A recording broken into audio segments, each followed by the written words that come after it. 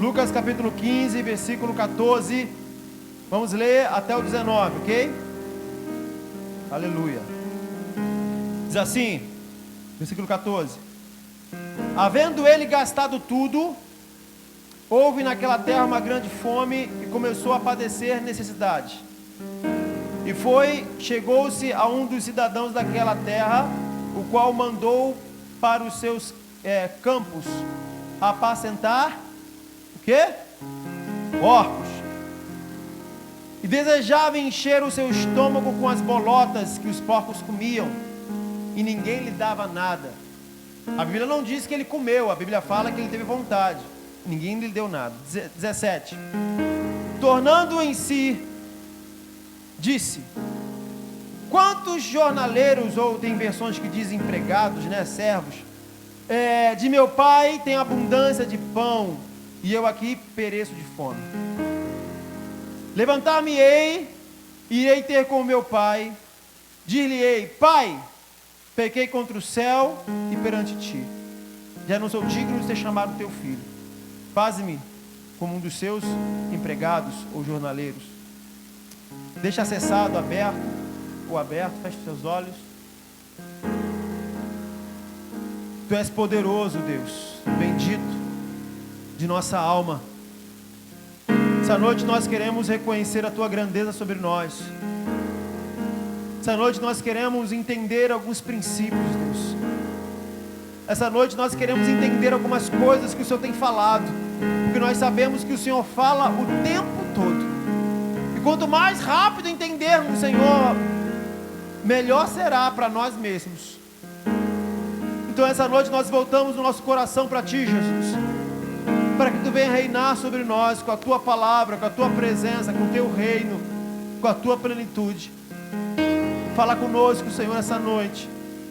Que a tua palavra venha curar, que a tua palavra venha libertar, que a tua palavra venha tocar os teus filhos de uma forma que talvez eles ainda não foram tocados, em lugares dentro deles que ainda não foram alcançados. Que o nosso entendimento se abra nessa noite, que a nossa visão se abra. E como esse homem na parábola caiu em si, que nós possamos cair em si, Deus, olhar para dentro de nós e ver onde estamos e o que estamos fazendo. Que nós possamos olhar para dentro de nós essa noite, em nome de Jesus. Amém. Aleluia. Aleluia. Glória a Deus.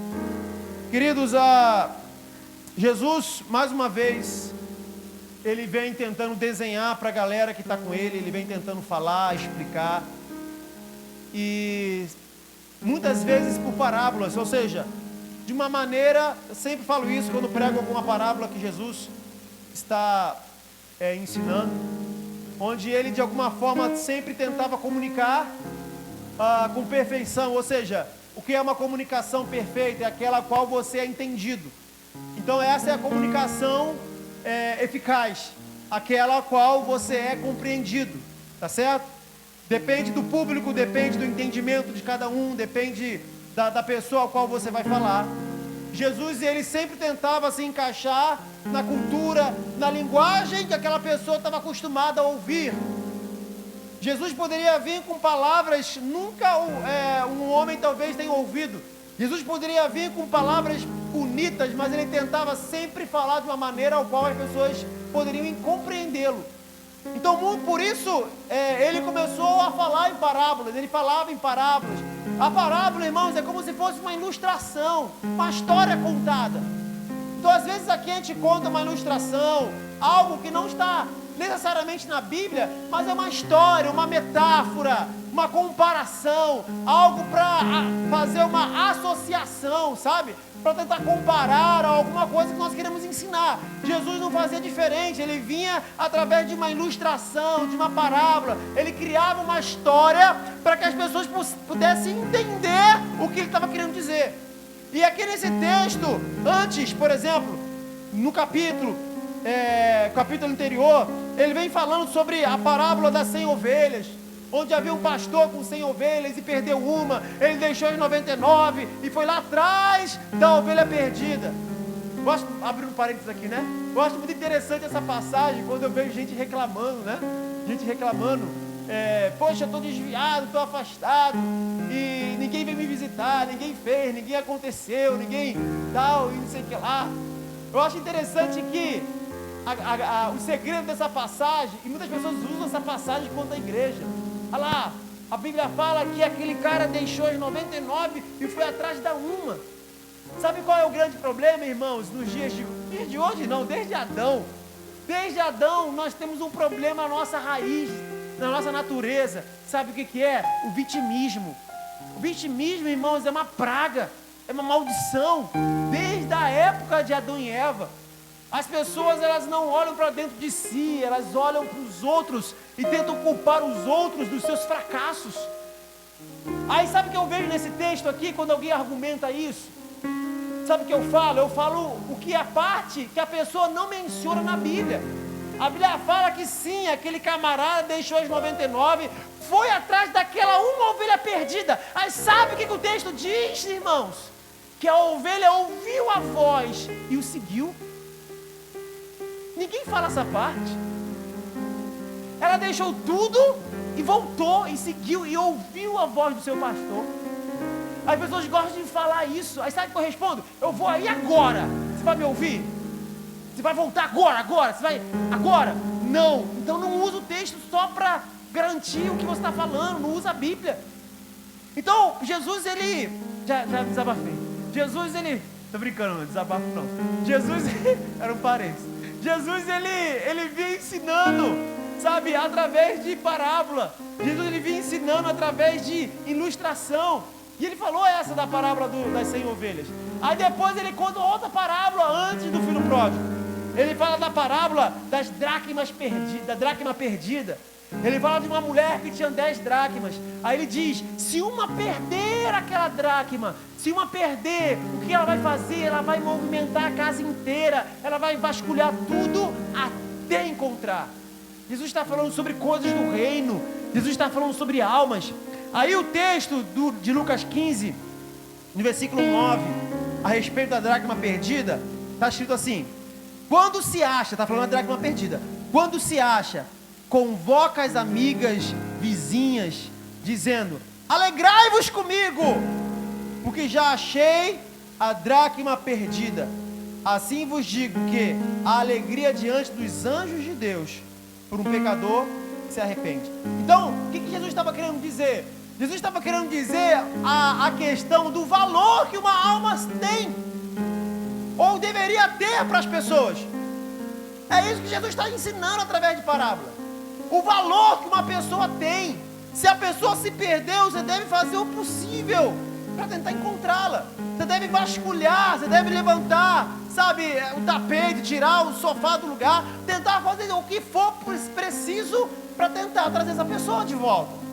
Aí depois vem Jesus contando mais uma parábola para tentar ensinar algumas coisas, que é a chamada parábola do filho pródigo, que nós lemos o texto aqui, onde um pai que tinha 2 filhos, e a palavra pródigo, irmão, significa esbanjador, gastador, ou seja, pessoas que querem gastar mais do que se tem, principalmente uma vez só, pessoas que não têm planejamento, que não têm organização, né? Pródigo, é esse aí.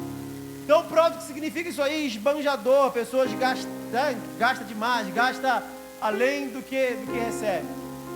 E aí Jesus está contando a história. Olha, havia um pai com 2 filhos, e um filho disse assim, isso Jesus contando, pai, seguinte, eu tenho direito à herança, né? Tem terra, tem dinheiro, sou um cara rico. Pô, beleza, vamos fazer o seguinte, pai, eu quero a minha parte. Jesus contando, eu quero a minha parte. A Bíblia diz, irmãos, que aquele homem foi lá, não negou, pegou a herança, haviam 2 filhos, pegou a herança daquele filho, entregou na mão dele. A Bíblia diz que o filho foi embora, deixou o pai, deixou a família, deixou a sua terra natal, deixou o seu lugar, a sua moradia, e se foi. Aí entra o texto que nós lemos. E depois ele gastar tudo, de ele, entre aspas, aproveitar tudo, se desfazer de tudo que tinha, ele estava em um lugar de dificuldade, porque a Bíblia fala que havia fome naquela terra. A Bíblia fala aqui que havia dificuldade naquele lugar. As pessoas não tinham o que comer, as pessoas estavam passando por uma dificuldade muito grande. E foi nesse ambiente de dificuldade, foi nesse ambiente de deserto, foi nesse ambiente de crise, que aquele homem, diz a Bíblia aqui no versículo 14, que nós lemos a partir do 14, eu quero ler de novo. E havendo ele gastado tudo, acompanha comigo, houve naquela terra uma grande fome. Olha só, olha o ambiente que ele estava, de deserto, de dificuldade, havia fome, e ele não tinha mais dinheiro. Aí o texto diz, começou a padecer o quê? O que está escrito na sua Bíblia aí? O quê? Começou a padecer necessidade. A terra tinha fome, não tinha dinheiro e começou a passar necessidade, certo? Chegou a um dos cidadãos daquela terra, o qual mandou para os seus campos apacentar porcos. Desejava encher o seu estômago com as bolotas que os porcos comiam e ninguém lhe dava nada. Tornando em si, disse, essa é a grande palavra, tornando em si. Para os mais velhos caiu a ficha, certo? A coisa aconteceu, estalou, deu um estalo, um start na cabeça dele, algo, pum, despertou, alguma coisa ele conseguiu enxergar, alguma coisa ele conseguiu ver. Mas eu preciso que vocês possam compreender o que fez, ou em que ambiente ele estava, para conseguir enxergar o que ele enxergou. Qual era o ambiente que ele estava? Querido, é ruim cuidar de porco no ambiente. Eu não sei se tem alguém aqui que cuida de porco. Se tiver, eu queria que você levantasse a mão para poder saber, porque, né, até para a gente trocar ideia. Um porquinho, não, Miguel? Oxe. Mas é um ambiente um pouco sujo, né, irmãos? É um ambiente... O que porco come? Hoje, na nossa cultura aqui, o que porco come? Lavagem, resto de comida, né? Lavagem, as pessoas... Existem cuidadoras, pessoas que cuidam de porcos, que às vezes combinam com um sacolão para poder pegar sobras, às vezes combinam com um restaurante para poder pegar sobras. Então o porco come muitas das vezes sobras do que as pessoas consomem. E é um ambiente sujo, é um ambiente às vezes que muitas das vezes fede. Não é? É um ambiente que fede. Só que isso é ruim para nós. Mas você tem que entender que para um judeu é pior ainda. Você tem que entender que para nós é desconfortável. Para um judeu é humilhante. Um judeu, irmãos, cuidar de um porco é pior do que tu possa pensar. Porque o porco era um dos animais considerados imundos. Um dos animais que eles não poderiam comer da carne, eles não poderiam ter, sabe, essa acessibilidade. Então a sensação de humilhação é maior do que você possa pensar. A sensação de derrota, de decepção, de angústia é bem maior. Não somente ia contra talvez a sua necessidade, mas ia contra os seus princípios. Essa é a história que Jesus está contando. Não é à toa que na parábola não era o camarada cuidando de cachorro. Não é à toa que na parábola ele estava cuidando de cavalo. Por que cuidando de porco? Jesus não poderia contar a história falando que ele estava lá e tinha um homem que tinha vários cavalos e aquele filho foi lá e começou a cuidar dos cavalos. Poderia ser tantos outros animais. Por que porco? Por que porco, irmão? Para expressar a total decadência humana, para expressar a total falência do homem, para expressar ao ponto que o homem é capaz de chegar por causa das suas atitudes, para expressar como é degradante e de um polo ao outro, 180 graus, como que o homem pode chegar em pouquíssimo tempo. Não somente ele estava em um ambiente de fome, não somente havia necessidade, mas ele foi cuidar daquilo que ele pior poderia fazer, que era cuidar de porco. Nem comer o porco que ele poderia comer, irmãos, que era pecado. Deus tinha dito através de Moisés que não poderia, estava na lei. Mas ele estava lá cuidando exatamente daquilo que mais confrontava os seus princípios, mais confrontava a sua cultura, mais envergonhava ele. Era uma atitude de vergonha. Você está fazendo o quê? Cuidando de porcos. É vergonhoso isso, no trabalho que ele estava.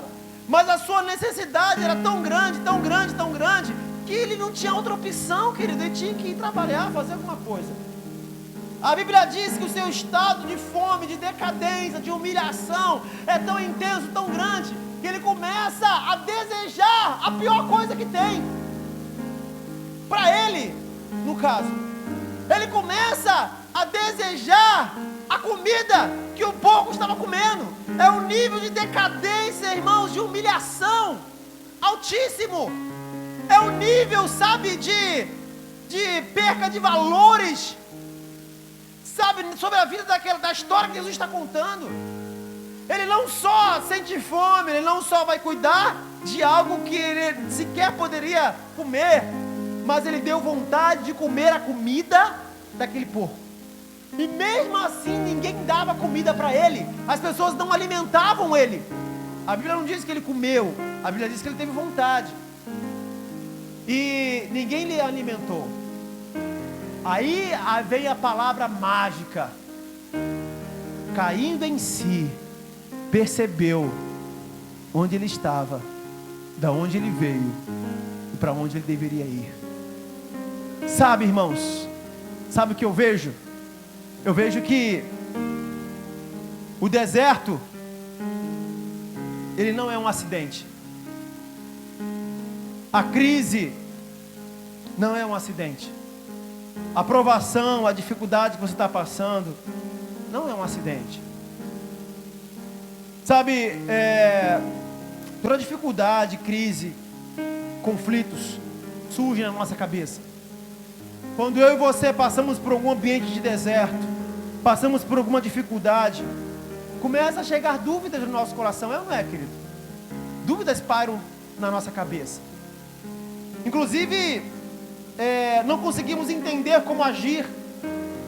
Às vezes até confundimos com relação à voz de Deus. Às vezes Deus está falando e tu está achando que não está. Às vezes Deus não está falando e tu diz que é a voz de Deus.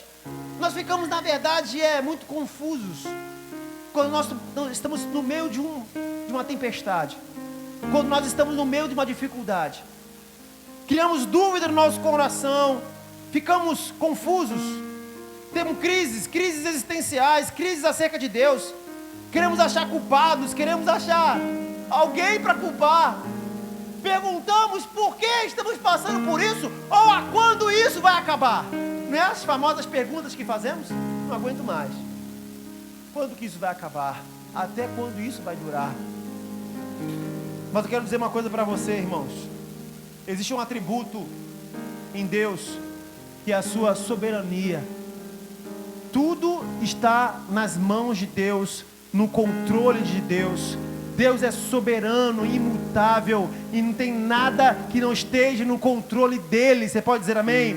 Então eu quero que você pense aí na sua dificuldade. Escute uma coisa: o seu deserto não é um acidente. O seu deserto não é um acidente, mas é uma agenda de Deus para tratar com você, para Deus falar com você. Você precisa pegar isso no teu espírito, querido. O que você esteja passando, o que você esteja vivendo, não foi um acidente, não foi uma obra do acaso, não foi um ato de responsabilidade apenas, não. Deus é soberano, Deus é grandioso, e Ele, na verdade, tem uma agenda para você. Você pode dizer glória a Deus por isso? O deserto, irmãos, não é um acidente, mas uma agenda, um lugar de encontrar Deus.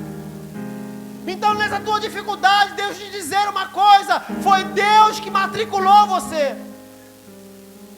Foi Deus que matriculou o seu coração. Foi Deus que tem matriculado você nesse deserto, querido. Não é um acidente, não é uma obra do acaso que você tem passado por dificuldade. Não é obra do acaso que aquele jovem na história começou a passar fome. É que Deus queria tratar com ele. É que Deus queria fazer ele enxergar o que ele precisava. Talvez se ele não fosse cuidar de porcos, ele não veria. Talvez ele não cairia em si se não passasse fome. Talvez ele não cairia em si, ele não conseguisse enxergar dentro dele o que ele precisava ver, se ele não estivesse passando necessidade. Por quê? Porque o deserto é uma escola. O deserto nos ensina. O deserto nos faz entender algumas coisas. O deserto, irmãos, é lugar de tratamento, é lugar de encontrar Deus. O deserto é exclusivamente uma ação de Deus. É isso. Quem foi que levou Jesus ao deserto? O diabo? Quem foi, irmãos? Mateus capítulo 4. Quem levou Jesus ao deserto? Espírito Santo. Sabe, Paulo, depois do seu encontro real com Cristo, ele ficou 3 anos no deserto. 3 anos. Se preparando. Se não me engano, no deserto da Arábia. Se eu estiver errado, alguém me corrige. 3 anos no deserto, irmãos. Antes de iniciar com potencial o seu ministério. Não é um acidente a sua dificuldade. Não é uma obra do acaso as suas crises que você talvez esteja tendo. Sabe, o povo de Israel viveu milagres sobrenaturais. Quem botou o povo de Israel no deserto, para caminhar no deserto, irmãos? Quem foi que botou? Quem foi, irmãos? Deus. Eita!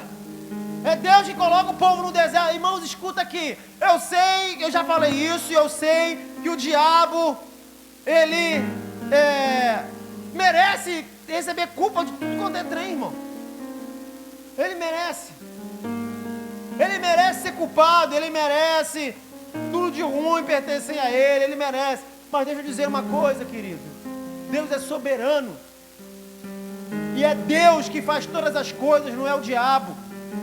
Então deixa eu te falar, não é o inimigo que tem que se levantar contra a tua vida, não. É Deus que tem permitido que você vá ao deserto.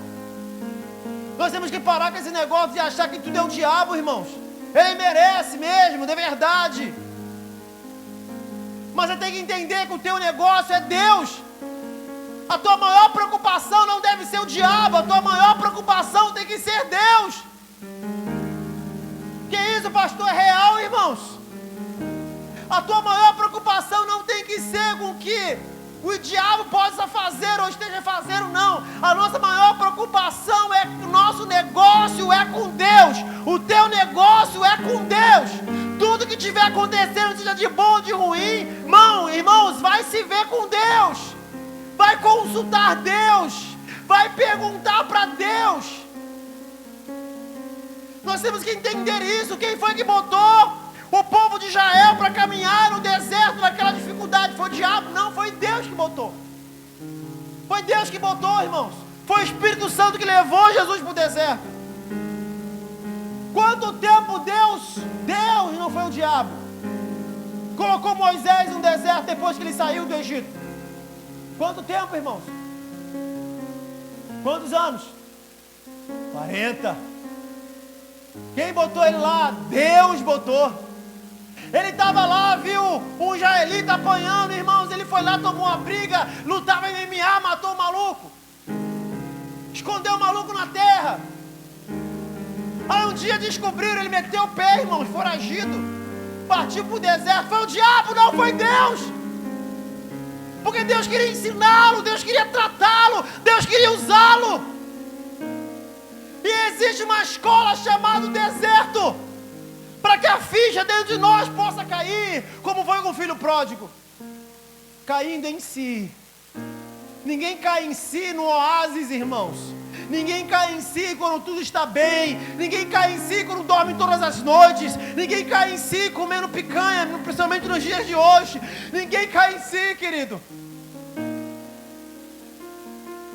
Ninguém cai em si. Hoje, vaquinha para churrasco é a porcentagem da picanha, irmão, da carne vermelha. Quem pode dar 10%? Quem pode dar 20%? Mais 20 aqui para inteirar aqui 1 quilo de alcarne. Aleluia. Ô irmão, já tem uma carne vermelha, agora vamos para o resto. É nesse nível. Quem pode levar 300 gramas, vamos trazer 1 quilo. Então, ninguém cai em si quando está com dinheiro no bolso, irmãos. Ele tinha dinheiro, bastante dinheiro no bolso, e ele só foi cair em si quando estava lá na lama, quando estava lá, sabe, lá realmente em crise existencial, sendo humilhado. Conheceu uma família, conheceu Jetro, conheceu uma galera, e ele foi trabalhar para esse homem, cuidando lá das suas cabras, das suas ovelhas. E um dia uma ovelhinha se perdeu, irmãos, e ele foi lá atrás dela. E diz a Bíblia que Deus o encontrou no deserto. Ele viu lá um mato, irmãos, pegando fogo. Ele viu lá uma árvorezinha, uma árvore pegando fogo. E da árvore estava saindo uma voz. Ele, meu Deus, estou doidão. Imagina. Moisés, tira a sandália dos pés, que lugar que você está é santo. Imagina, irmãos, doideira. Por quê? Porque deserto é a escola de Deus. Deserto é a escola de Deus. A sala de aula de Deus é o deserto, irmãos. Onde Ele senta você lá e fala: filho, senta aqui, a aula vai começar. É o deserto. É Deus que faz tudo, querido, não é o diabo. Deserto é lugar de quebrantamento. Foi por isso que Deus mostrou para Jeremias: Jeremias, deixa eu te mostrar uma parada aí para que você possa entender o que eu estou querendo fazer aí com a galera de Israel. Desce à casa do oleiro e veja o que está nas mãos dele. A Bíblia fala que ele vai lá, irmãos, e vê um homem mexendo com barro. E aí, o homem mexendo com barro, você sabe como é, deve ter vindo o Ghost, né? Sabe lá como funciona. Também de pessoal mais antigo. O cara lá mexendo com barro. E de repente diz a Bíblia, que na mão do oleiro o barro se desmonta, se perde. Aí ele tem que começar tudo de novo, juntar aquele trem tudo assim, para tentar levantar de novo o vaso. Aí vem Deus, então, Jeremias, assim é o povo de Israel na minha mão. Ou seja, que precisa quebrar de novo, precisa amassar de novo, precisa terminar de novo para começar de novo. Porque a escola de Deus é o deserto. Primeiro eu tenho que amassar você, eu preciso fazer você enxergar. Mas você só consegue enxergar, você só consegue cair em si, se primeiro for amassado. Se primeiro você compreender, quanto mais rápido você compreender, mais rápido o deserto acaba, querido. Quanto mais rápido você cair em si, mais rápido você sai. Sabe, Charles Spurgeon dizia o seguinte: o sofrimento gera perfeição. Ele estava falando sobre a questão do sofrimento, sobre a soberania de Deus. O caos é usado por Deus para nos tratar. É a teologia reformada, irmãos, onde hoje se prega sobre prosperidade. Eu creio em prosperidade. Claro que Deus nos prospera. É bíblico, querido. Galera aí dá um carro por cidadão, né? Aqui na igreja, daqui a pouco vamos ter que fazer um estacionamento ali, beirando ali, aquele muro ali. Isso é bênção, né? Se é que isso tem a ver com prosperidade, mas carro a galera está tendo. Glória a Deus. Então Deus abençoa. Mas a gente não pode esquecer que Deus está mais preocupado com a tua salvação do que com a tua felicidade. Deus está mais preocupado com que você vá para o céu do que trocar de carro. Amém ou não? Eu creio que nós vamos ter um carro melhor, mas Deus está mais preocupado com a minha salvação do que eu ter um carro melhor. Então eu creio na prosperidade, mas eu creio na Bíblia, irmãos. Eu creio, sabe, na teologia reformada. Eu creio que muitas das vezes o sofrimento é necessário para Deus nos tratar, para Deus nos fazer enxergar coisas que na bonança não adianta, que nós não viveremos. Charles Spurgeon fala sobre isso. O caos é usado por Deus para nos tratar. Quem conhece de cabeça aí Romanos 8, 28? Todas.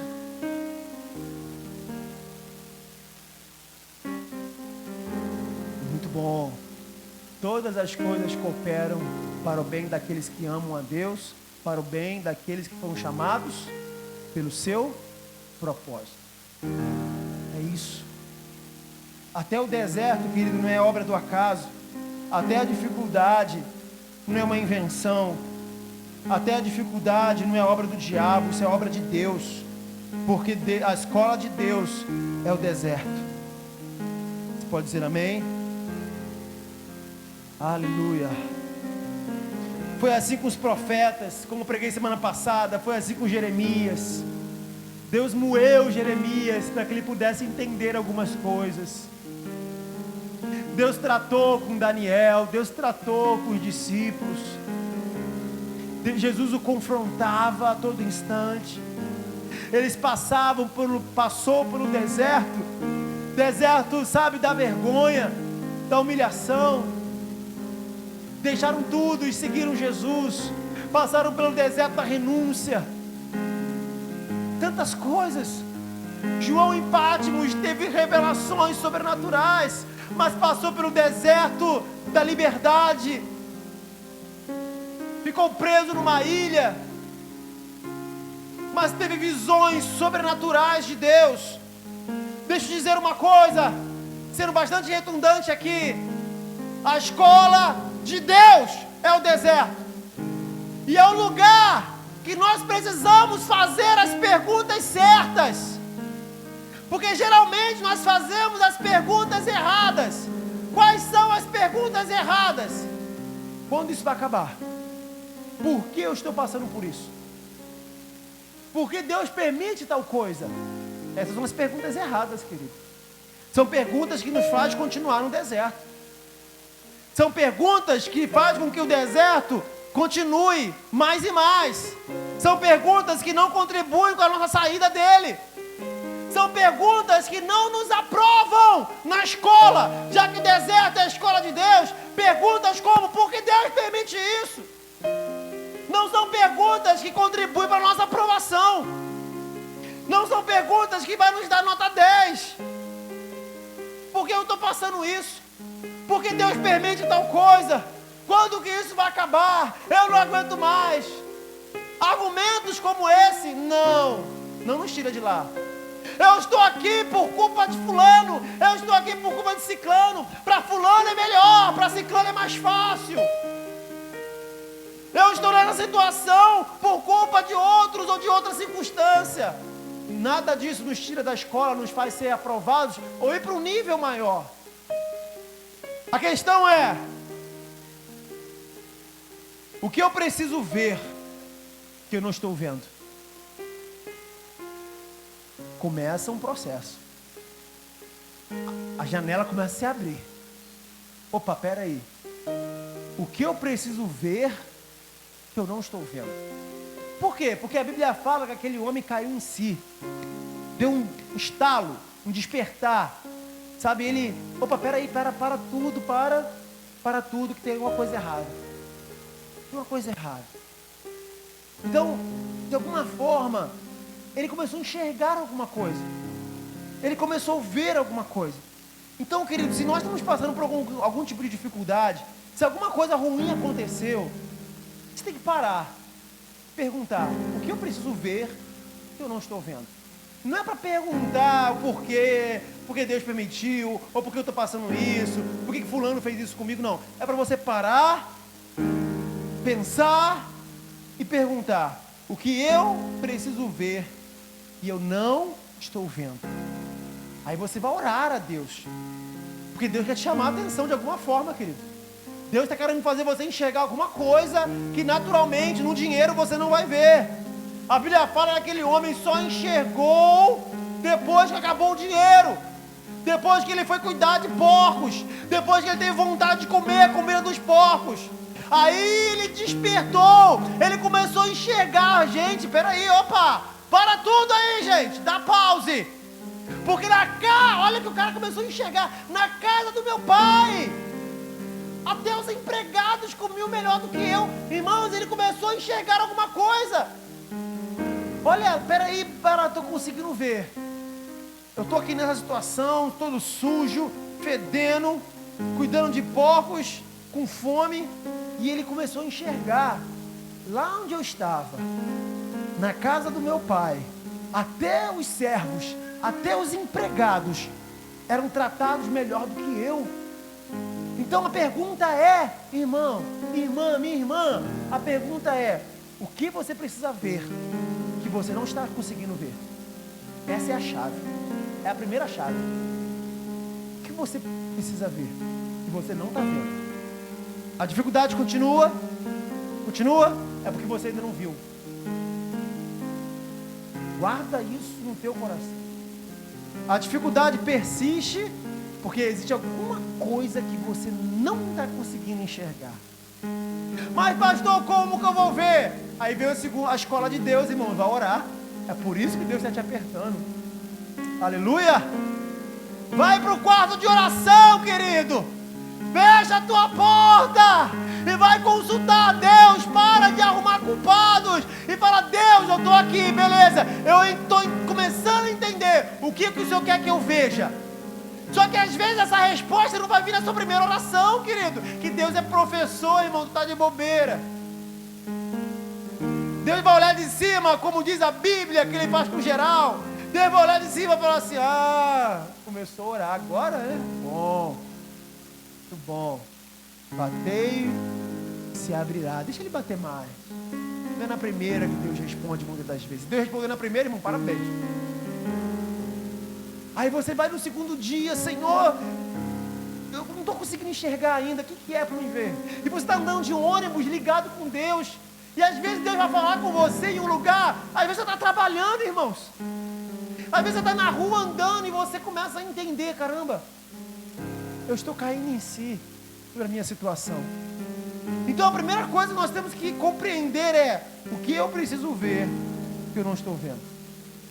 Aquele homem, aquele jovem, aquele filho se viu, olhou para dentro de si, olhou aonde estava, olhou na sua atual situação onde estava, olhou para onde veio e olhou para onde vai. Essa é a questão. Deus quer que você veja, Deus quer que você enxergue. Se persiste a sua dificuldade, é porque você ainda não enxergou. Você pode dizer amém, irmãos? É porque você ainda não viu. Você precisa ver. Aí vem o segundo segredinho, a segunda questão. A primeira foi: o que eu preciso ver que eu não estou vendo. A segunda é: o que eu preciso fazer que eu não estou fazendo. Esse é o segundo ponto. O que eu preciso fazer que eu não estou fazendo.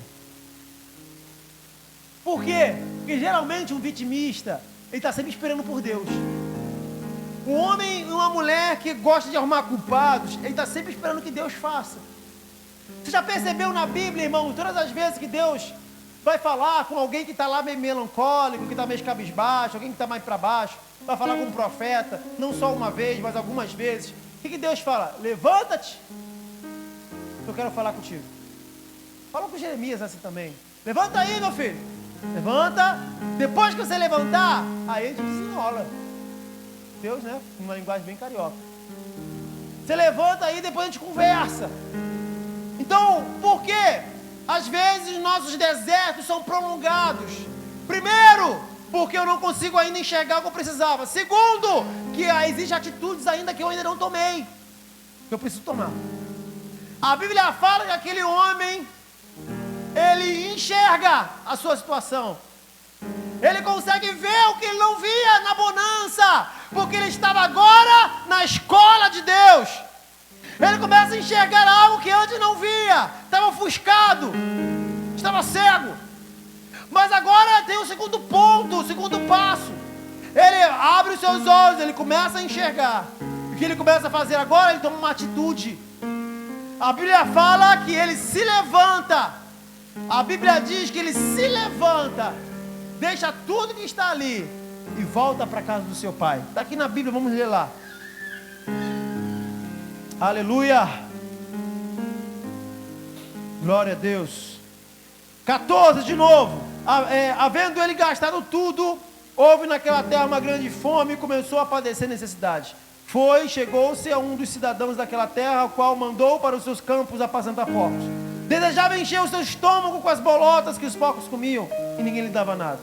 Tornando em si, ou seja, começou a enxergar, tornando em si, disse: quantos empregados de meu pai têm abundância de pão, e eu aqui pereço de fome.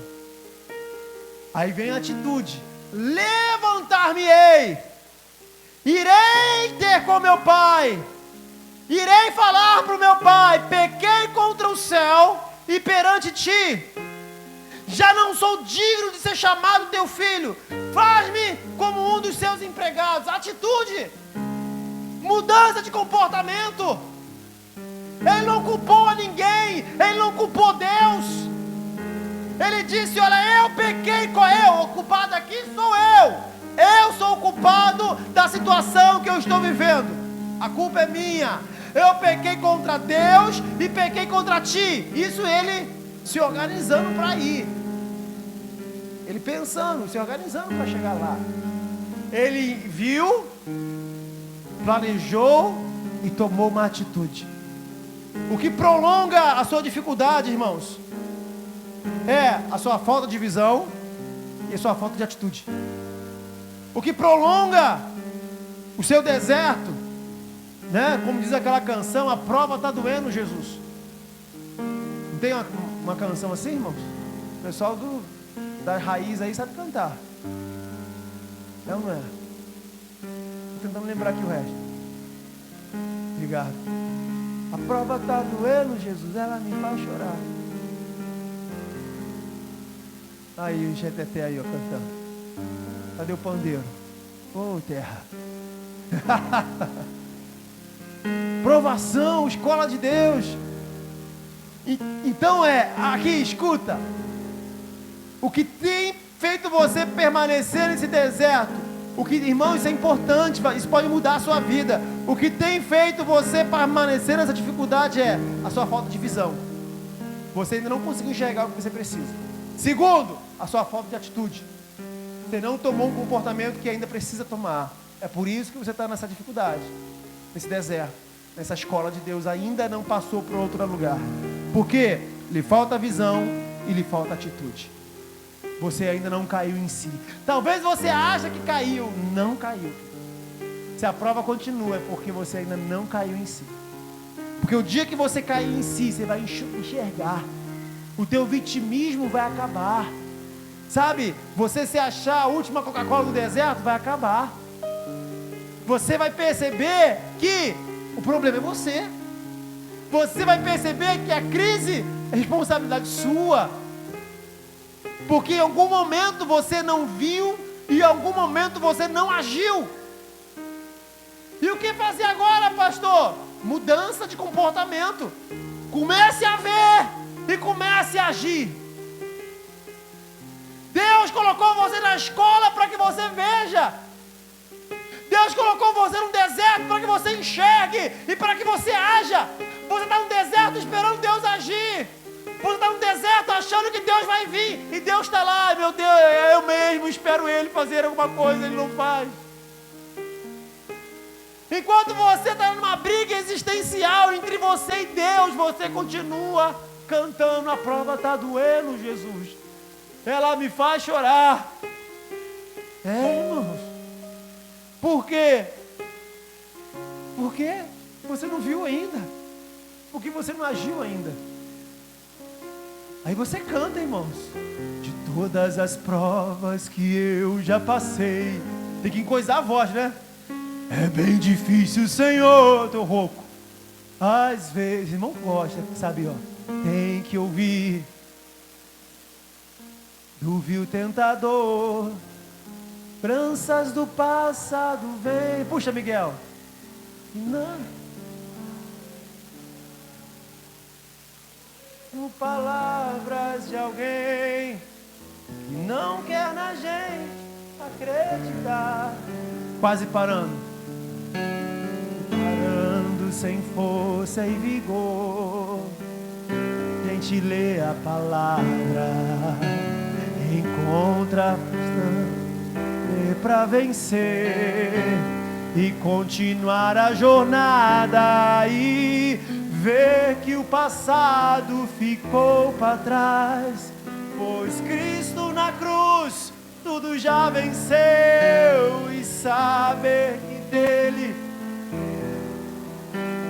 eu vivo.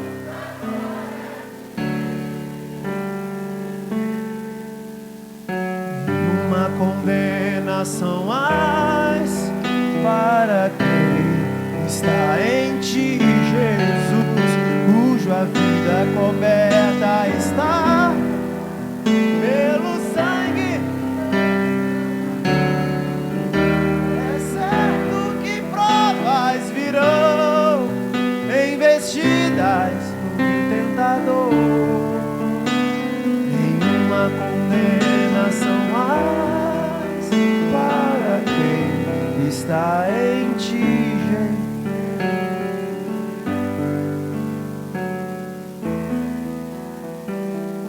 Escute, Deus te trouxe aqui para que os seus olhos sejam abertos, para que você enxergue o que na verdade fora do deserto você não consegue ver. Aleluia. Confie, irmãos. Confie na soberania de Deus. Deus não saiu do controle. Talvez você diga: como pode isso estar acontecendo comigo? Essa não é a pergunta que vai tirar você desse lugar. A pergunta é: o que eu não estou vendo que eu preciso ver? O que eu tenho que fazer que eu não esteja fazendo? Eu sou o culpado disso. Essa é a chave para que você saia do deserto. Se eu cheguei até aqui, a culpa é minha. Seja por erros meus ou por negligência minha. Porque o agir errado e deixar de agir é tanto ruim quanto o outro. É tanto prejudicial quanto o outro. Você deixar de fazer algo é tão errado como você fazer algo errado. Entende? E nós possamos abrir nossos olhos, irmãos, e possamos conseguir enxergar. Caiu em si. A Bíblia fala que ele caiu em si. Se levantou, ó. O que Deus fez até agora? Nada. O que Deus fez? O que Deus fez? Nada. Quem é que viu? O Filho. Quem é que agiu? Ele. Deus viu aqui? Deus nem está aqui nessa parada, irmão. Aqui é ele agindo. A Bíblia fala que ele viu, caiu em si. Opa, peraí, não, opa, para tudo. Lá onde eu estava era melhor. A casa do meu pai era melhor. Aí ele levanta, deixa aqueles caras ali e volta para a casa do pai. Ele já se prepara. Imagina ele no meio do caminho falando: pai, eu pequei contra ti, contra Deus e contra ti. Você não precisa nem me aceitar. Isso ele se programando, não precisa nem me aceitar como filho. Me faça como um dos seus empregados. Aí ele tem a surpresa, irmãos. Quando ele chega, o pai vai de encontro a ele, o abraça, pega ele, possivelmente fedendo, possivelmente sujo, possivelmente humilhado. O pai abraça ele, troca a roupa dele, taca ali um anel poderoso lá no dedão dele, bota uma sandália maneira, faz uma festa. Gente, vamos fazer uma festa aqui, porque o meu filho que estava perdido agora foi achado. Vamos geral aqui, vamos fazer um churrasco, vamos comemorar esse trem aqui, vamos matar um boi, vamos comer. Aí ele se surpreendeu, irmãos. Foi melhor do que ele imaginava, sabe? Eu não quero falar aqui sobre o problema do outro filho, eu quero ficar aqui só. Foi melhor do que ele imaginava. Ele se surpreendeu. Posso te falar? Você vai se surpreender com o que vai viver. Deus vai surpreender você. Deus vai surpreender a sua casa. Deus vai surpreender você. Quando você enxergar que você é o culpado, Quando você enxergar, cair a ficha, cair em si, e você tomar atitude, Deus vai surpreender você. Deus vai surpreender.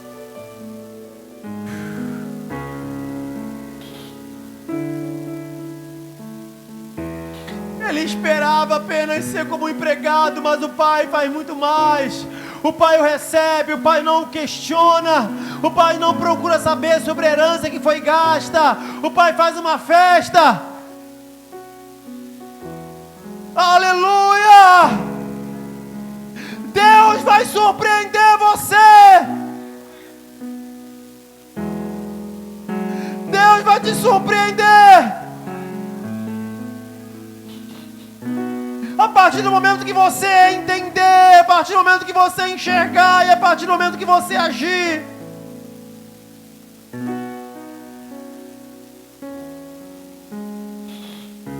Aleluia.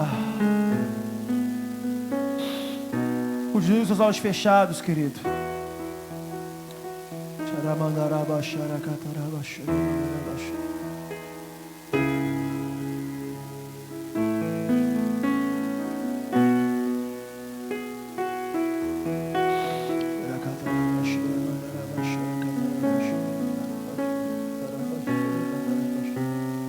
O que você está vivendo não é uma obra do acaso. O que você está vivendo não é o diabo que está fazendo. É Deus. Ele matriculou você. Ele agendou o encontro contigo.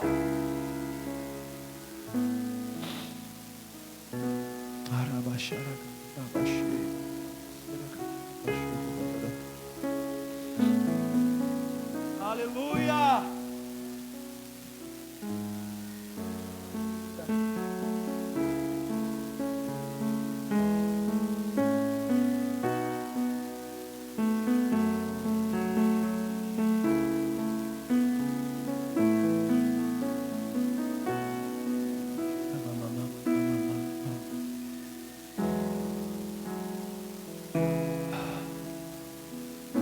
Sem sair do seu lugar, fique de pé em nome de Jesus.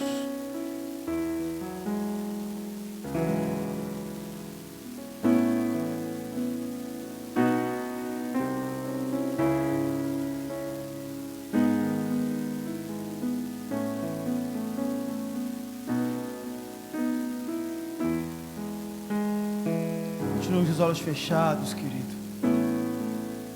Quantos creem que você precisa enxergar algo que talvez você não esteja vendo? Certas perguntas, questionamentos não tiram você dessa dificuldade.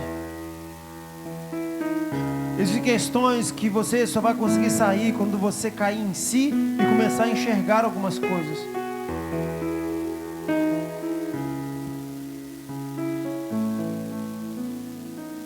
Senhor, abre os olhos, que nós possamos ver onde estamos, o que estamos fazendo, que nós possamos conseguir enxergar onde estamos e onde deveríamos estar. Abre os olhos dos teus filhos agora, Jesus. Abre os olhos dele, abre os olhos dessa moça, abre os olhos desse jovem. Abre os olhos dessa senhora, agora em nome de Jesus. Abre os olhos, abre os olhos, abre os olhos, caia em si. Aleluia. Atitude, tome atitude, erga-te, coloque de pé. Coloque-se de pé no teu ânimo. Coloque-se de pé na tua força.